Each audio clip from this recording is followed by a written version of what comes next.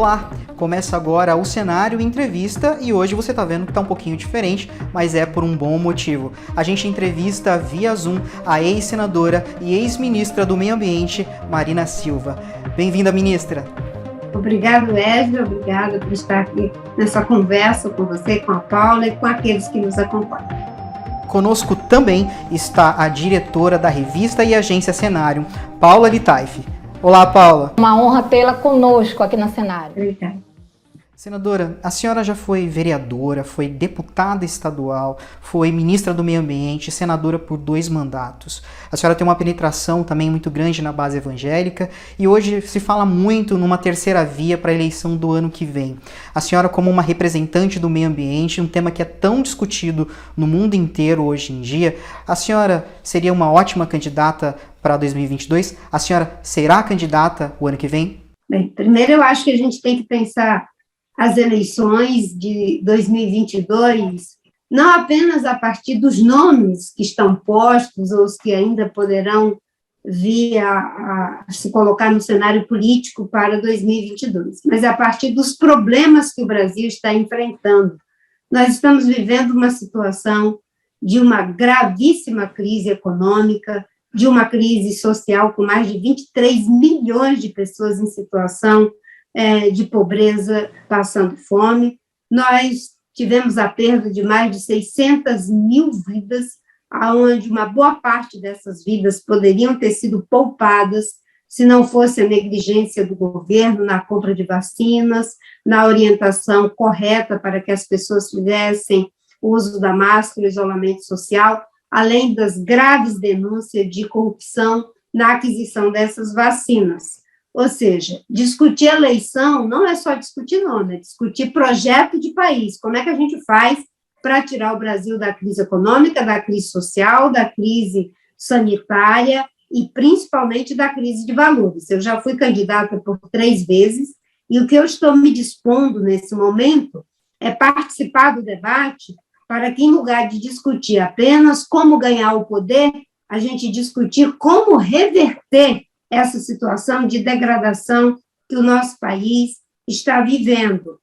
Nós não temos que ficar repetindo o passado, com todas as decepções que o povo brasileiro já sofreu em relação a ele, e eu digo isso me referindo aos governos do PT e do PSDB, que foram aqueles que ficaram durante um longo período após a reconquista da democracia, fizeram coisas interessantes na política econômica PSDB, na política social PT, mas que se envolveram com gravíssimos casos de corrupção e que acabaram por criar uma decepção nas pessoas que levou à eleição do Bolsonaro, que, na minha percepção, é um desastre econômico, social, ambiental e político para o nosso país, inclusive enfraquecendo a nossa democracia.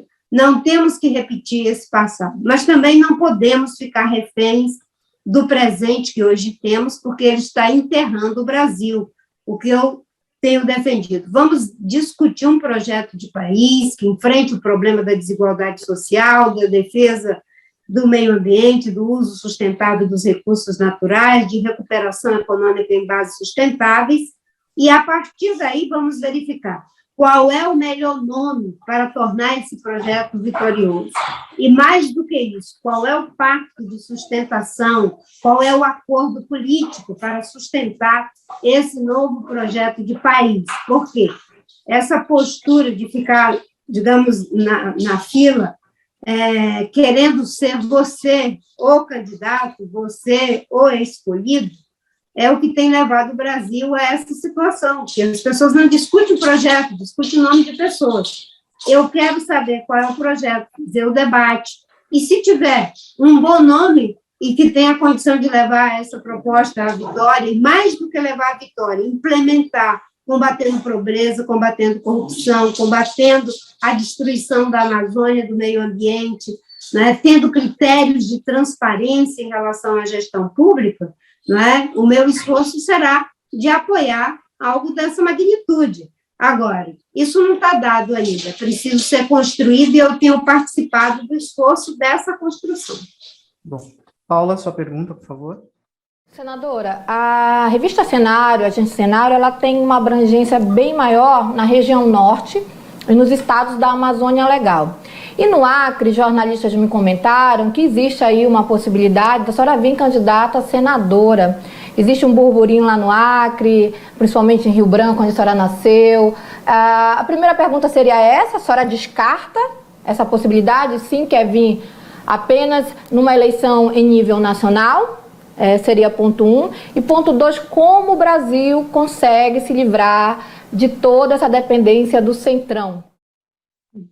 Bem, em relação ao meu estado do Acre, meu querido estado do Acre, nossa região, eu devo, em primeiro lugar, a Deus e ao povo acreano, tudo que aconteceu na minha vida. Não é? Eu entrei na vida pública muito jovem ainda, quando conheci o Chico Mendes.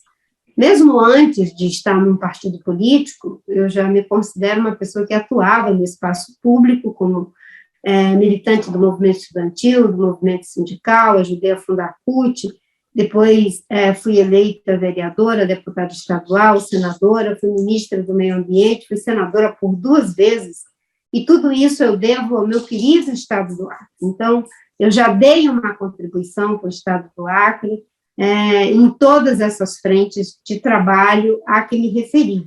Eu decidi, ainda em 2006, que eu não ia buscar um 3º mandato de senadora no estado do Acre, no meu estado, porque eu advogo que, para o executivo, você não tem que ter reeleição. Eu sou contra a reeleição para o executivo. E, no caso do legislativo, eu defendo que deveria ser 2 mandatos. Né? Então, eu já fui senadora pelo Acre 2 vezes.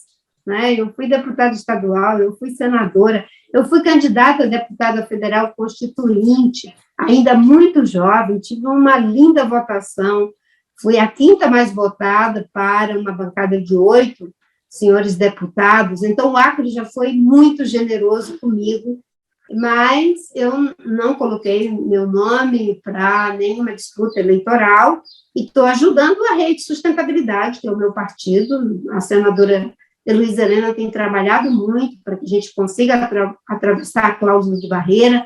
Queremos ter chapa forte no Acre, no Amazonas. Nós temos aí a candidatura do querido Luiz Castro, e espero que a gente possa ser vitorioso, porque a Rede é um partido programático, tem feito um excelente trabalho com Joênia, com Contarato, com Randolph, e isso que a gente quer, melhorar a qualidade da política e o funcionamento das instituições.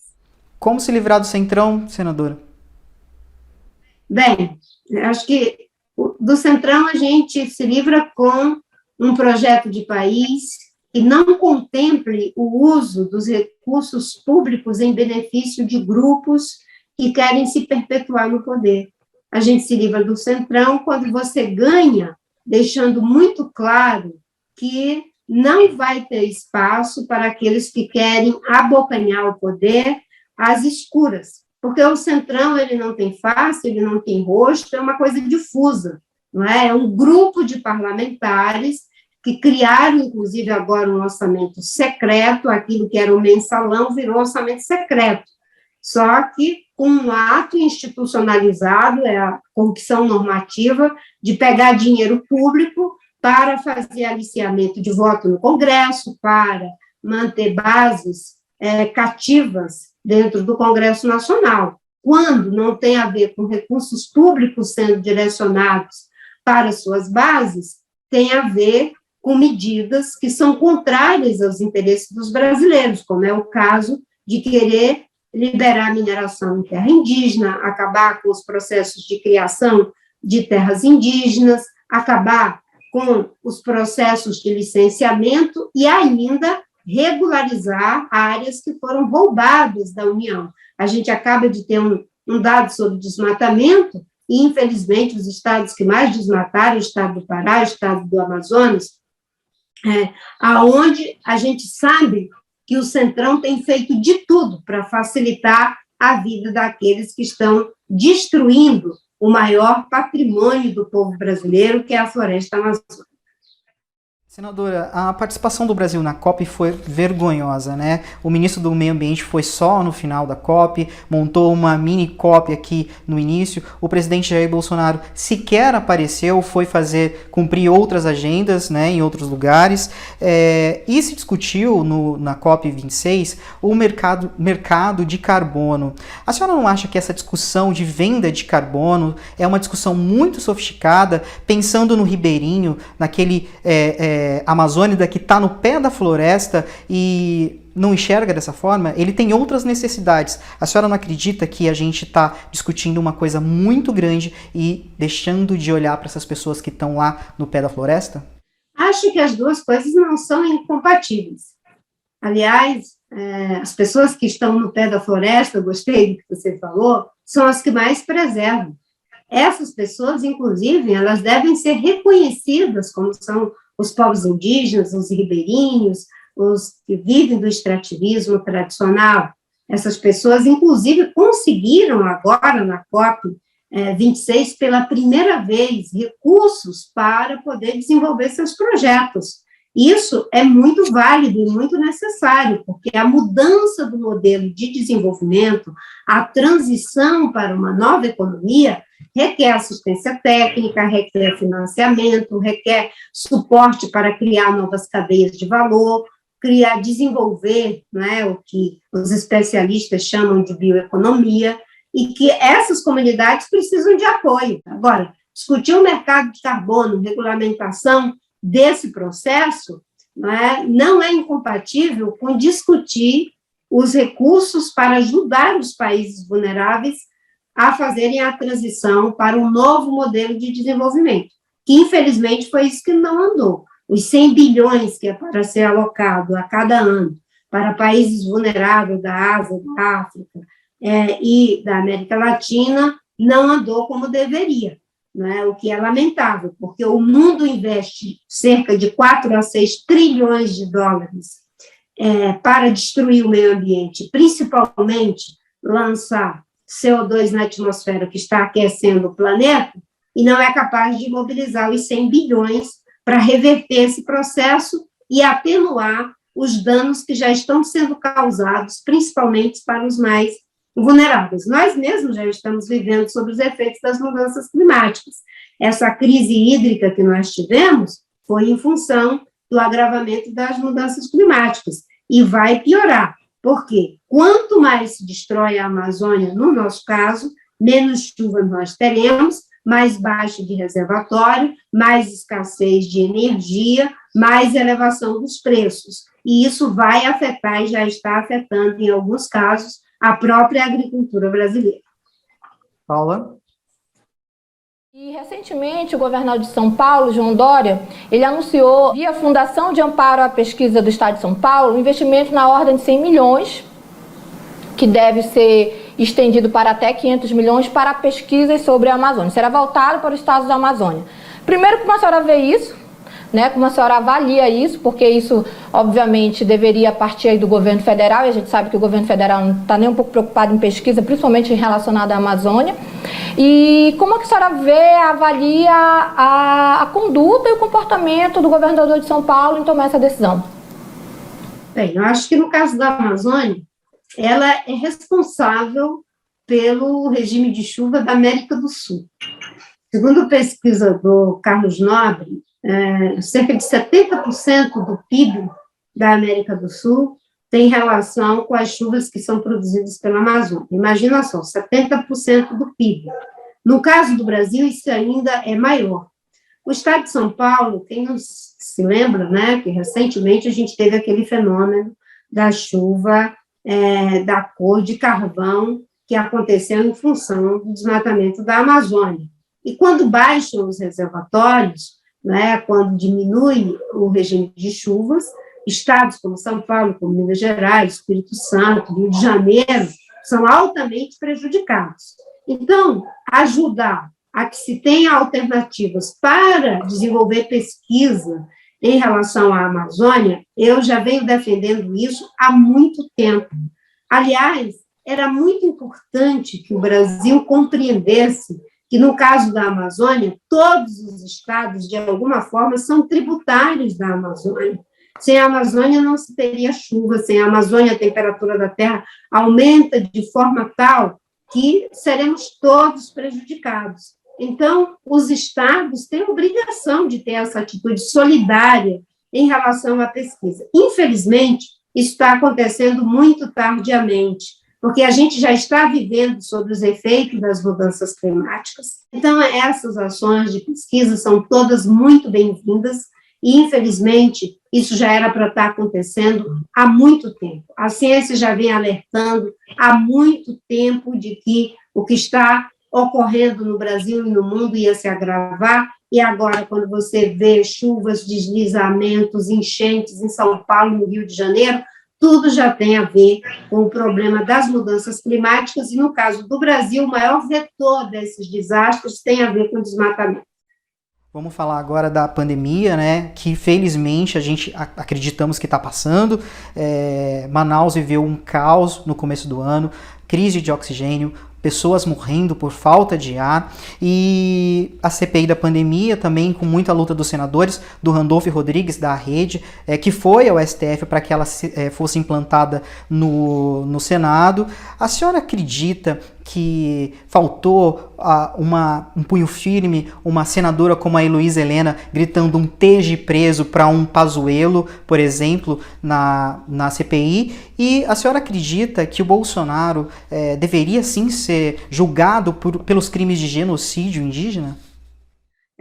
A CPI fez o seu trabalho, agora caberá à Justiça tomar as providências necessárias. Com certeza, uma pessoa como a senadora Heloísa Helena, junto com a senadora Simone Tebet, com a senadora Elisiane, com a senadora Leila do Vôlei, tantas que são mulheres fortes, que têm condição de dar uma grande contribuição, inclusive, para que a política seja exercida com mais transparência, com mais qualidade, com mais cuidado com o dinheiro público e a vida das pessoas, faz muita falta. Mas o trabalho foi feito, apesar da bancada do governo ter tentado sabotar, atrapalhar a CPI o tempo todo, né, eles conseguiram mostrar para o Brasil a gravidade dos erros e dos crimes praticados por esse governo. Agora, não há dúvida, eu pessoalmente acho que o Bolsonaro comete, sim, crime contra a humanidade, crime de lesa pátria, crime de lesa humanidade, e ele deve ser punido, e a melhor punição era ser cassado, o impeachment do presidente Bolsonaro, porque crime de responsabilidade é o que não falta, mas, infelizmente, o ex-presidente Rodrigo Maia não encaminhou o pedido de impeachment. Agora nós temos o Lira, que é o operador do governo, como disse o próprio Ernesto Araújo, o Bolsonaro é que apoia eles, né, mas nem eles que apoiam o Bolsonaro, e ele não deixa o processo tramitar, em que pese o presidente cometer crimes contra a Constituição, né, atacar os poderes, a democracia, a saúde pública e até as finanças públicas. Mas a senhora acredita que avançaria um pedido de impeachment do Bolsonaro com o Maia aceitando, quando ele ainda era presidente da Câmara? Se eu tenho um processo, que eu tenho todas as provas de que há um crime de responsabilidade, eu coloco em debate, coloco em apreciação. Entre, né, fazer um cálculo político de alguma forma, blindar o governo, e a defesa da Constituição, eu fico com a defesa da Constituição. Se não andasse o processo, aí é uma questão da consciência dos senhores deputados e dos senhores senadores. Agora, sobre as minhas costas é que não ficaria o peso de ter sido conivente com tantos crimes de responsabilidade, né, e não ter lutado para defender a Constituição brasileira. Senadora, avaliando todo esse contexto político que existe em torno do governo Bolsonaro, até os desafios que ele já fez aí ao Supremo Tribunal Federal, se fosse uma mulher, ele já teria sido cassado? Bem, no Brasil nós já tivemos a cassação de um homem e a cassação de uma mulher. E o que pesou foi o crime de responsabilidade. Eu acho que ele não foi cassado não foi por falta de provas do crime de responsabilidade, foi em função de que um processo de impeachment ele não é apenas de natureza, digamos assim, das bases dos processos legislativos, ele tem a ver também com os processos políticos, como ele acontece na sociedade. O fato de estarmos numa pandemia que dificultou muito as mobilizações de rua, como nós tivemos em outros casos, na época do presidente Collor, na época da ex-presidente Dilma, com certeza isso teve um peso, mas, obviamente, que no Brasil nós já tivemos cassação de homem e cassação de mulheres. Para mim, não se deve fazer a cassação por ser homem ou ser mulher. Cometer o crime de responsabilidade, não se pode ter 2 pesos e 2 medidas. Hoje a gente tem um Congresso, não só o Centrão, mas também a gente sabe que todo o Congresso ali, a maioria é refém, e refém de todas as articulações que existem em torno do governo federal, com eles. O que eu queria perguntar da senhora nesse contexto, a senhora acha que na época de Dilma ela não soube conduzir o Congresso da forma como o Bolsonaro hoje conduz? Em meio a tanta confusão, eles permanecem no poder?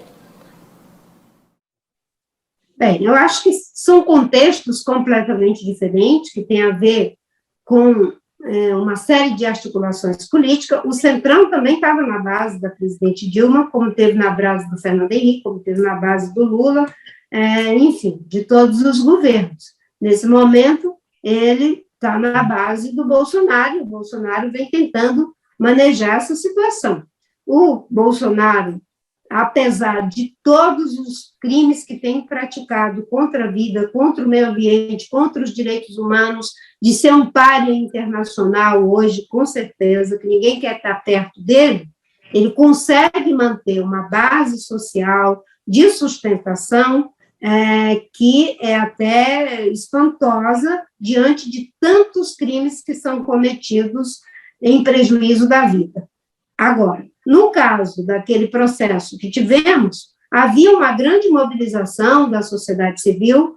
Eu, por exemplo, eu defendia que deveria ser feita a cassação da chapa Dilma Temer, no caso, porque foi feito um crime eleitoral, o uso do dinheiro de forma indevida com Caixa 2. Só o João Santana levou cerca de 71 milhões de reais de Caixa 2. Eu defendia que fosse a cassação da chapa Dilma Temer por crime eleitoral. Esse teria sido o caminho mais adequado, nem Dilma nem Temer se faria uma nova eleição. Isso é que era o correto, né? Não foi esse o desdobramento que o TSE entendeu de dar, mas, nesse momento, o que nós temos é o caminho da mobilização da sociedade, que continua mobilizada.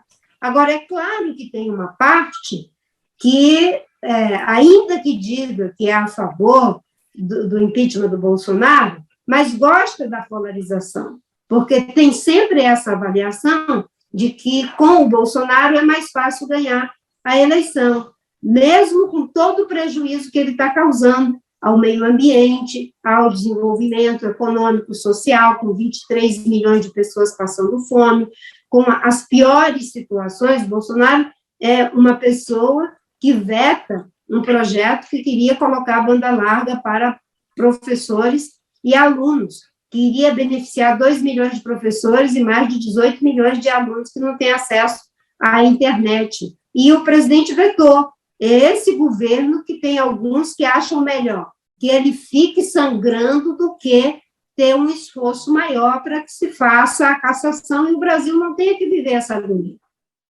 Senadora, a gente está vivendo um desmonte dos órgãos de controle, né? O INPE, a FUNAI, o ICMBio, poucos servidores para cuidar de áreas gigantescas, invasões de terra indígenas, garimpo, e Bolsonaro falando essa semana que a floresta não pega fogo porque é uma floresta úmida.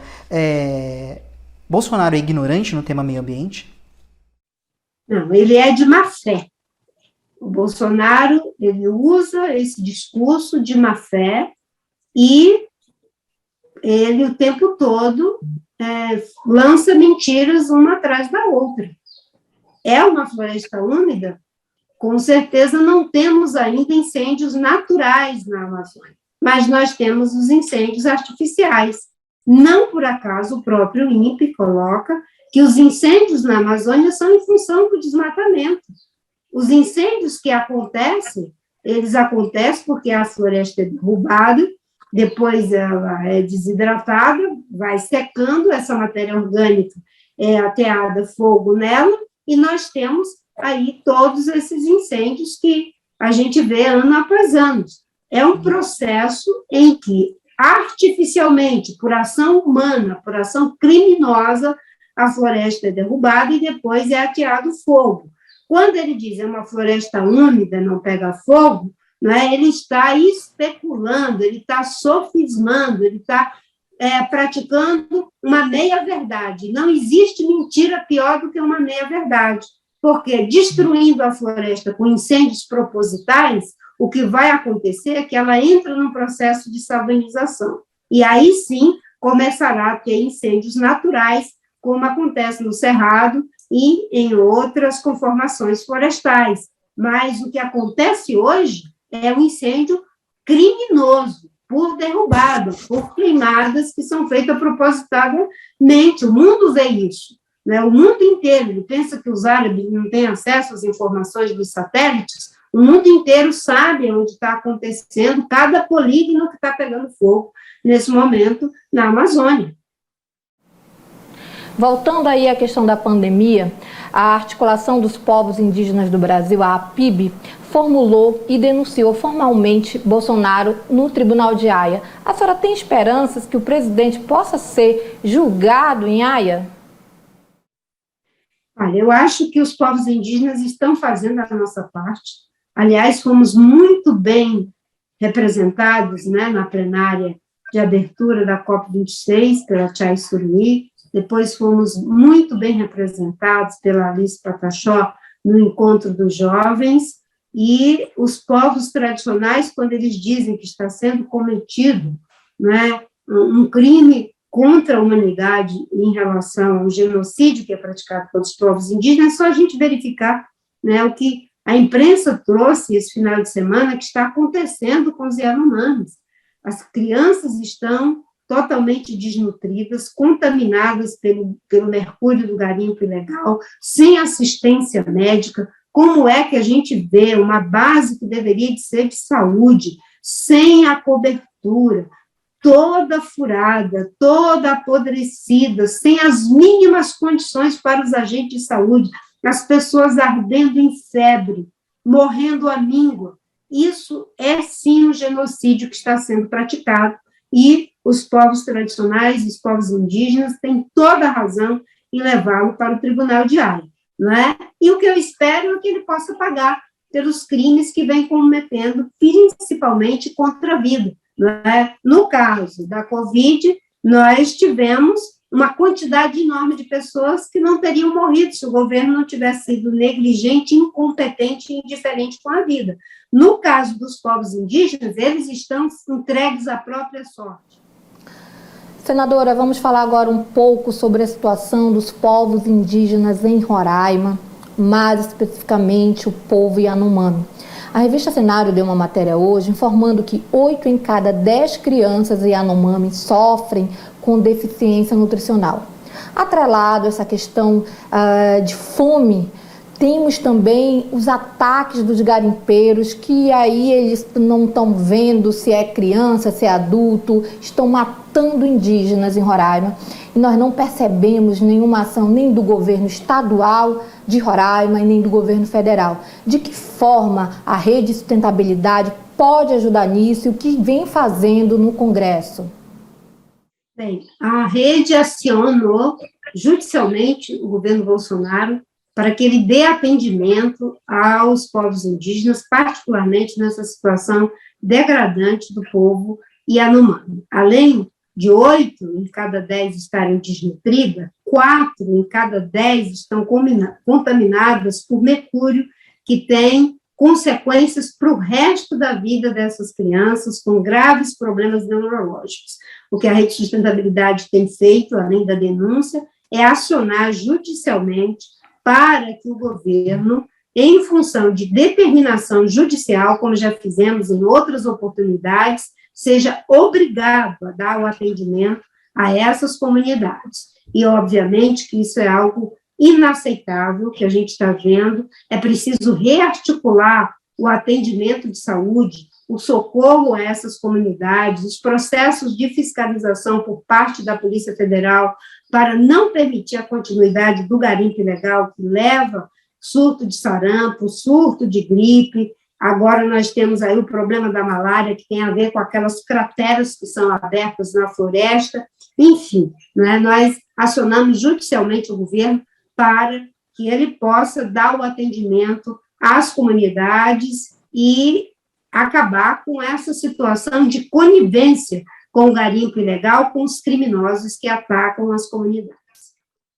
Inclusive, a gente está mostrando agora a capa da nossa revista desse mês, da revista Cenário, traz aí a denúncia do presidente no Tribunal de Haia, qual é o caminho que essa denúncia tem que percorrer dentro do tribunal para que ela seja julgada e talvez aí uma eventual condenação. Vocês conseguem conferir o conteúdo da revista no site e também nas bancas aí de Manaus. Senadora, em nome da Cenário, eu quero agradecer muito a presença da senhora aqui e falar de temas tão relevantes para a nossa nação. Muito obrigado, senadora. Bem, eu quero agradecer essa oportunidade de fazermos esse debate democrático sobre temas relevantes e às vezes polêmicos da realidade política do nosso país.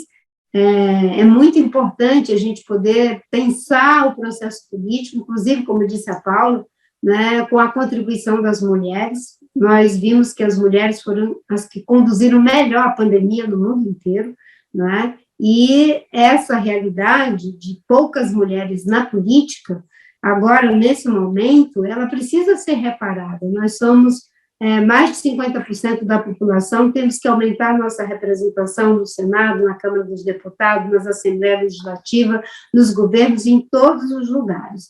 Então, muito obrigada por essa oportunidade de estarmos debatendo questões tão relevantes para o nosso país.